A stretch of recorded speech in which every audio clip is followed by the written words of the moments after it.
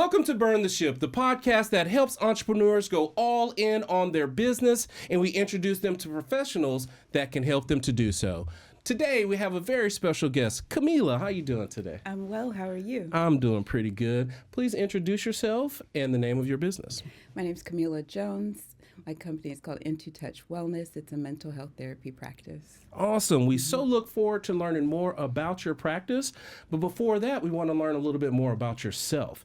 We understand that time is one of our most valuable resources. So tell us a little bit about your journey. My professional journey was kind of linear, actually. Okay. I went straight from high school to pharmacy school. Okay. Florida A&M University. Go Rattlers. FAMU. Yes. I got my doctorate of pharmacy there, and then for the next 21 years, I practiced pharmacy in a variety of different settings. Okay. Like retailer chains. The last 12 years of that practice, though, was in a major hospital system here in Atlanta in inpatient pharmacy. Okay. Now, I always ask that question when people tell me about their foundation, you know, like their main thing that they did right out of school. Did you have an influence that maybe parents were doctors, grandparents were doctors, or you're the first? Tell us what inspired you to go into that profession. Yeah, the influence is that the family, because it's not just the parents, the family, Jamaican. I don't know if you know anything about Caribbean culture. Okay. We're kind of focused on a few professions, right? Okay. Like that's where, if we don't have a burning desire to do something, you're steered to, maybe like one of four. And so it has to be recession proof. Okay. So in high school, junior and senior year, we got to do some kind of experiential practices where we would go to like different settings, doctor's office, hospital, things like that, just to see what it looked like. Right.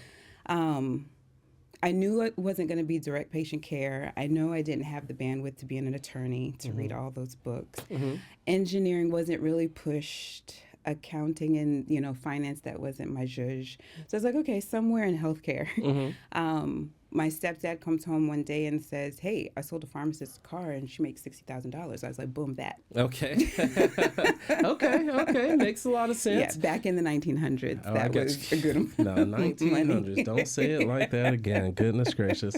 But yeah, that makes a lot of sense because, there's different influences that get us to go into those places. Just wanted to see what that origin story was. Yeah. So 21 plus years, you were in the pharmaceutical roles, working with all different types, from small to large.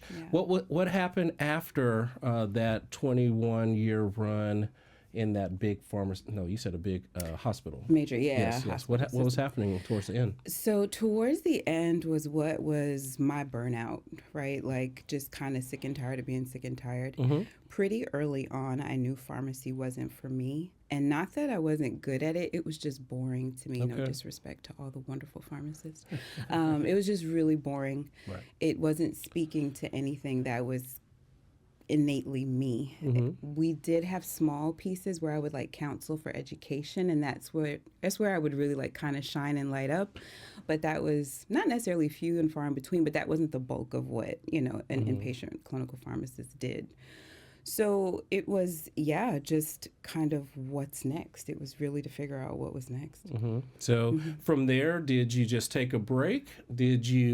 Because this wasn't an entrepreneurial type spirit situation here. It was very systematic, and you had to be in a system.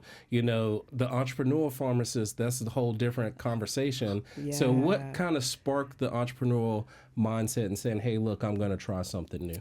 It was everything that I was learning that I didn't like being what I call a W-2, right? Like being a part of an organization, part of systems. I had no autonomy.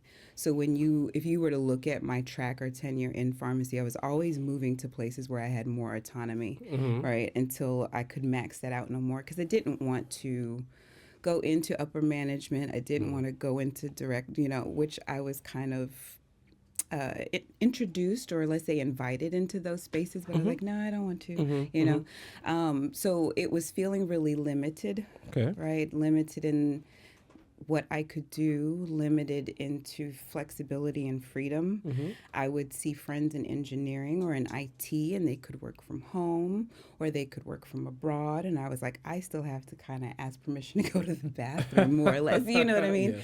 So that was kind of, again, the whole track. Pharmacy school was just like, yeah, this isn't it, but what? And I didn't have the what, right? And so I'm very kind of solution focused, and I need answers. So I wasn't going to deviate, because you knew coming out of pharmacy school, everybody made a decent salary, right? There's a slight disparity between men and women, but everybody made their kind of peak salary. So I was like, I'll just do this, because money is the thing. Yes, makes a lot of sense. Yeah. So at one point, we're starting to get burned out. You know, you were taking a little break there, trying to figure out what it was. What influenced the next thing that you did? Yeah. So it was between straddling 2018 and 2019, I decided to get really quiet, because when I was figuring out, all right, well, what's next? I kept hearing everybody else's voice but mine. When I heard my voice is what I don't like, but I couldn't hear, well, what is next? What do you like? So I honestly got really quiet. I got still for about a year, and that really looked like meditation, incorporating meditation every day. And meditation, and when things would come in still spots, and then it was researching. Well, what does that look like? What does it mean to do that? Can I do that? And then the answer appeared one day. Was it in the form of just the voice talking to you in your brain, or was it a show you saw, something you studied? What was that? Yeah, no, it really was kind of ping-ponging ideas in my head. And I was like, you know what? You've always been really good at giving advice. Maybe you should do something along those lines, right? And then you go to the computer, you start researching, and I'm like, counseling, therapy, yes. Right? And then what does that entail? What do I have to do to make that pivot? What does that look like? And then, when you get into the practice, it's nothing about giving advice. Right. Okay. But yeah, it really was the still quiet moments. And then when it landed and I said it out loud, it felt right. Yeah. Can I just say that? It wasn't anything mystical or magical or that I saw on TV. It just felt right when I said it out loud. Yeah. Okay. So now you have burned the ship. You have went all in on your new profession. Tell us about your business, what you do, how you're helping people out here. Yeah, so now I work with adults and couples. My sweet spot is I love working with adults 40 and up. It really is probably because I can talk to that population best, right? Like I understand what it is to go from analog to digital, so to speak. With my adult population, well, I will say, so coming into understanding that it was going to be mental health, right, and therapy and counseling, it was that I was going to work exclusively with couples. It was going to be couples, and I was going to focus on sex therapy. The name of my practice, Into Touch Wellness, the idea behind that is you fall out of touch, right, between you and your partner, interpersonal spaces. You fall out of touch because there's that disconnect, right? And that's so if it's just the understanding is bad, if it leads to poor intimacy and not just necessarily bedroom intimacy, but just, I don't want to sit beside you. I don't want to hold your hand. I don't want to hug you. I don't want to talk to you or tell you like things anymore. It's because that gap is so wide. So it's like, well, if I can kind of close the gap, and that's how I can bring couples back together. And then restore intimacy, right? So there's Into Touch Wellness. Well, in studying it, right, so there is the thing that I feel like it's just aligned with who I am personally. When now I start understanding the theory behind it, individuals fall out of touch with themselves too, right? If you hear somebody always say, I don't know why I did that. I don't know. It's the disconnect, right? So it's kind of just reconnecting and aligning with yourself. But as going through kind of the program, I discovered I really like working with individuals who've experienced some sort of trauma. So be it past trauma or something that has occurred actively, and then their wounds that they're suffering from trauma. I really especially like to see a turn, right? I may not always be there for the end result, right? But I like to see that turn. So I work with adults who have gone through some sort of traumatic situation and are suffering the wounds from it. That exposure came to me working with injury clients, right? People who, whether it's just 18-wheelers, workplace injuries, helping them through that. And then the couples, again, that's premarital. So all the stages of being with someone, the beginning, the middle, and sometimes the end. Yes. In your experience, have you found it that you like to work with people locally, or do you help them online? Tell us a little bit about your reach of the people. So my reach is kind of limited by where I'm licensed. Right? Okay. And that's a little bit of a difference between a therapist or a counselor, and I'll explain that difference too, and a coach. A coach can talk to you wherever, but they're not licensed, right? They might have certifications, certain to give them, certain education to give them certifications, but they can, they're not licensed. There's not a governing body, so they can do what they like. Wherever, right? Therapist and counselor, we're always licensed in the state that we're in. Due to COVID, it did create this beautiful thing where we're now able to get licensure or provisional licensure a little bit easier, right? So we can help people in more far-reaching places. But yeah, I'm governed by my license. So I'm licensed in both Georgia and Florida. So anywhere in the state of Georgia, anywhere in the state of Florida, I can help you virtually. And then if we were to meet in person, because I do that as well, you'd have to be in there or come visit me in the Atlanta area. I understand that now. We understand, or people can understand, that having a coach or a counselor throughout the entirety of your life probably would help you most. So I know the answer to what I'm about to ask is a lifetime. But when you take a look at an engagement with yourself, what type of time frame would you put on at least talking to you? I know, one day isn't going to do it, but what is that time frame? Would you say at least give it a try for you? What do you think that is? And so that's the difference between therapy and counseling. Therapy is usually over a longer period of time, think a couple years maybe, right? And counseling is acute, and that can look anything from like 3 sessions to 12 sessions. So like 3 sessions being 3 weeks, 12 sessions being maybe 3 months, right? It determines, right? So that answer is nuanced. It determines what you need. It determines how I even met you. Were you court ordered to see me, right? Again, is this due to an injury? And so within whatever structure is set up between your attorney and whatever medical insurance you have, you're only allowed so many, right? And then in shorter spaces, that really looks like a lot of education. I give a lot of people kind of quick tools to put in their toolbox.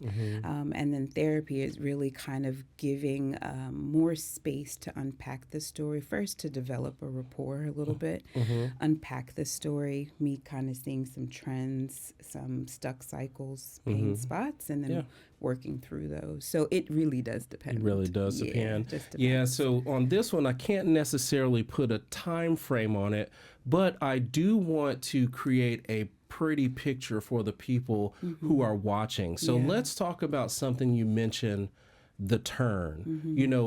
Give us an example of what the turn looks like. Of course not specifically, but what does a turn look like in your industry? The turn looks like you coming to me initially really dysregulated, right? So if we were to close the door, you would jump, you would startle. If you'd hear something, with any kind of strength and noise, you're jittery. If you're constantly looking for the shoe to drop, not will it, but it will. It just, is it now? Right? You. So your heart's beating, you're racing, your thoughts are racing, right? You can't even really kind of focus to give good, intelligent conversation because you're just so in that fight, flight, or freeze space, right? So really dysregulated. When we can get you to a place where you can recognize, yes, you experienced something that might have been dangerous, scary, induced the fear, but it's not right now, right? Like right now, you are okay. Right now, you are safe, and you can regulate and calm, and then we can talk and process. You can see the shift, right? You can see door closed, I'm still talking to you, Yes, yes, right? yes, A yes, noise yes. happened, and I'm not needing to see what that noise was, right? So that's kind of the shift. It's body, Okay. right? More of the mind-body connection versus just you constantly intellectualizing and telling me how when you go out, here on Cobb Parkway, you're gonna get into a vehicle accident. Yes, Yeah. yes, yes. Okay. Makes a lot of sense because, like you said, everybody is going to be unique in when they come to you. And I can't necessarily say a specific time, but you can determine it by the turn. And I definitely appreciate you explaining that. As you are continuing to explain, I am confident that over your years of being in another country, coming to Florida, being in the pharmaceutical situation for a long time, and now in your own business, you have acquired and nurtured a bunch of best practices or business skills. Do you mind sharing with some of those that have helped you to be successful? Maybe others can try to search for the same. Yeah, I'll speak to the newly entrepreneurs. Know your lane. Know who your business is for, as best you can, because I say take influences. You can be inspired by what others are doing, but then kind of chew it a bit. Is this for me, right? With things moving so fast, things ever growing. And when I say things, I feel like I mean technology, right? Technology constantly growing, all these different spaces to occupy. Don't spread yourself so thin. So in business, know your lane. Okay. Know who your client is. Know who your target audience is, and go for that. And then you are in the room every time, right? So you got to be genuine to you. Okay. I think understanding that about yourself, you'll know what table I need to be sitting at, what I don't need to. Thank you for the opportunity or the offer. Right. So prolong your, put more gap between you and your burnout. Yes. Makes a lot of sense for you to be specific and have clarity, on what it is that you're trying to get done. I definitely appreciate you sharing that because a lot of business owners get going and, like you said, they get influenced by something and they can start off in this lane, see a couple dollars in this lane and see a couple dollars in this lane. Then all of a sudden they're wide open and forgot the main thing that got them to where they are. So I definitely appreciate you sharing that. Now, we have talked a lot about the businesses and your current business, but now I want to talk about you specifically. Okay. So let's just say that the business is continuing to grow. You have all those goals accomplished. Time and money is not an issue at all. What is it that you would do with your time? Oh, man. I think I would do the thing that if I had more bandwidth when I was younger, I'd be like a hotel critic and a restaurant, well, not restaurateur, but I'd be a restaurant critic and a hotel critic. Okay. And I travel the world, Okay. gallivanting and trying new cuisines. That would be. Okay. Nothing wrong with that. That's the first. I haven't heard that before. Now, if you had to go and judge a hotel or restaurant in a specific country, what would be the first place that you went? Oh, man. I think I would want to go Turkey. Maybe. Okay. Right? Like, I feel like I would see some really cool architecture, right? And architecture that dealt with maybe some modernization, but then also incorporated earth, right? So some structures built into, the sides of mountains or the sides of cliffs. Yes. Yeah, that would interest me. Yeah, that's definitely classic right there. That's classic architecture right there. They didn't even build it. They dug it out. Yes, they dug it out. Okay, Turkey. That's a unique one. Thanks. That's the first again. So first for hotels and first for Turkey. So thank you so much for sharing that. I'm out here setting trends. I'm telling you. And as you're sharing, if the people that are watching today have questions about, your mental health practice, your journey of being a pharmacist, what is the best way for them to get in contact with you? My website. So intotouchwellness.com would be the best way. I'm also on LinkedIn. You can find me by my name, Kamilah Jones, and I'm also on Instagram, Into Touch Wellness. the N2 with the number 2 Touch Wellness. Into Touch Wellness. All right. Yeah. Thank you so much for sharing that, and thank you so much for coming on the show today. We always appreciate our guests and honor our guests for coming on, because it's not always easy to talk about those ups, downs, all arounds, and we want to honor you by giving you the last word. So please take some time, look into the camera, and tell the people something good. I have a couple of things. Well, one thing, drink water and hydrate. Hydrate, moisturize. Really, the last word is don't let your comfort zone become your cage. Awesome. That was short but powerful, because people will get it when they think about it, because you got to stretch yourself if you want to stretch. And there's no age limit to that. Nice, nice. Thank you so much for coming on the show today. We truly do appreciate it. Thank you. Yes. Thank you for having me. Absolutely. And to everyone that is watching, be kind and thanks.